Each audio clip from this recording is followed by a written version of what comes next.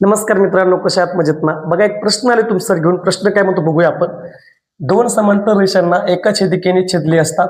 छेदिकेच्या एकाच बाजूच्या आंतरकोनाची बेरीज किती? मित्रांनो, खूप सोपं आहे.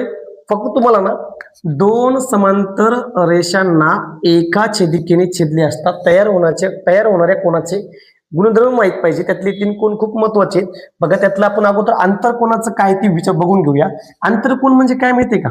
आपल्या दोन समांतर रेषा आहेत बघा. या दोन समांतर रेषेच्या मध्ये तयार होणारे कोन. आता इथे समजा आपण नाव देऊ या कोणाला ए आणि या इकडच्या कोणाला बी.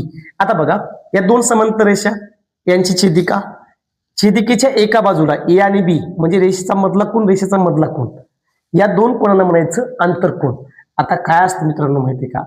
हे आंतरकोन कोणते कोणते? कोन ए प्लस कोन बी या दोघांच्या मापांची बेरीज असते 180 अंश. ओके, फक्त संकल्पनेवरती प्रश्न आहे, खूप सोपं आहे. मग आता आपलं उत्तर यायला पाहिजे पर्याय क्रमांक 3.